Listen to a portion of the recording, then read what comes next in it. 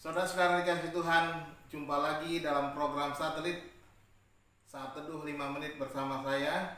Saya senang sekali kita bisa bersama-sama membaca dan merenungkan firman Tuhan. Mari kita siapkan hati, kita berdoa terlebih dahulu. Bapa yang baik, kami datang kepadamu mohon kemurahan-Mu kembali ya Tuhan, agar Engkau penuhi kami dengan roh-Mu. Terangi hati kami, berikan kami hikmat, berikan kami kemampuan, dan kami kuasa untuk dapat melakukan firman Tuhan. Terima kasih Bapa, berkati setiap kami, berkati kehidupan kami, agar kami berjalan dan berkemenangan dalam kebenaran-Mu. Terima kasih Bapa, dalam nama Tuhan Yesus kami berdoa. Haleluya. Amin. Saudara-saudara, hari ini judul renungan kita adalah iman sebesar biji sesawi. Firman Tuhan dari kitab Injil Matius pasal yang ke-17 ayat 20. Demikian bunyinya. Ia berkata kepada mereka, "Karena kamu kurang percaya, sebab aku berkata kepadamu, sesungguhnya sekiranya kamu mempunyai iman sebesar biji sesawi saja, kamu dapat berkata kepada gunung ini, pindah dari tempat ini ke sana, maka gunung ini akan pindah, dan takkan ada yang mustahil bagimu." Demikian firman Tuhan. Sesawi ini tidak tumbuh di Indonesia, tetapi tumbuh di sekitar Israel. Pohon ini bisa tumbuh menjadi batang pohon dan usianya pun amat panjang.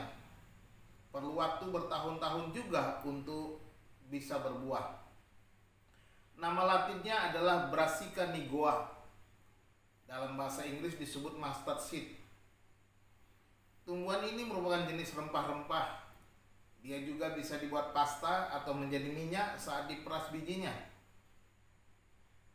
Nah, seperti itulah biji dan tanaman sesawi. Bijinya paling kecil, tapi ketika tumbuh menjadi besar, dapat ditempati burung-burung. Dalam bacaan kita kali ini, Yesus mengingatkan kepada para murid akan kuasa yang ditimbulkan dari iman yang sejati. Di saat para murid tidak dapat menyembuhkan orang muda yang sakit ayan itu, Yesus mengingatkan akan pentingnya iman.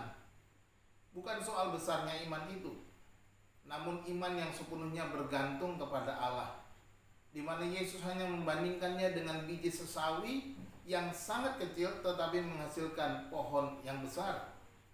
Dan Yesus menegaskan bahwa tidak ada yang mustahil bagi orang yang percaya bila memiliki iman yang sejati, sekalipun hanya sebesar biji sesawi. Harus diingat bahwa iman Alkitabiah berarti mengandalkan sabda Allah yang dinyatakan olehnya dan juga kehendaknya. Karena itu, iman untuk memindahkan gunung hanya dapat dilaksanakan apabila Allah menyatakan bahwa itu adalah kehendaknya. Iman yang sejati bukanlah percaya kepada iman itu sendiri sebagai suatu kekuatan atau kuasa, tetapi mempercayai Allah sendiri. Iman yang sejati adalah karya Allah di dalam hati orang yang percaya. Iman meliputi kesadaran yang diberikan oleh Allah ke dalam hati kita, bahwa doa-doa kita pasti dikabulkan. Markus 11 ayat 22 sampai 24 berkata demikian. Yesus menjawab mereka, "Percayalah kepada Allah." Saya ulangi, "Percayalah kepada Allah. Aku berkata kepadamu, sesungguhnya barang siapa berkata kepada gunung ini, beranjaklah dan tercampaklah ke dalam laut, asal tidak bimbang hatinya, tetapi percaya bahwa apa yang dikatakannya itu akan terjadi, maka hal itu akan terjadi baginya. Karena itu aku berkata kepadamu, apa saja yang kamu minta dan doakan, percayalah bahwa kamu telah menerimanya, maka hal itu akan diberikan kepadamu." Demikian firman Tuhan. Iman itu diciptakan oleh Roh Kudus di dalam diri kita. Kita tidak dapat menghasilkannya dalam pikiran-pikiran kita. Iman yang sejati itu berada di bawah pengawasan Allah. Iman itu dianugerahkan berdasarkan kasih, hikmat, kasih karunia, dan maksud dari kehendak Allah dan kerajaannya.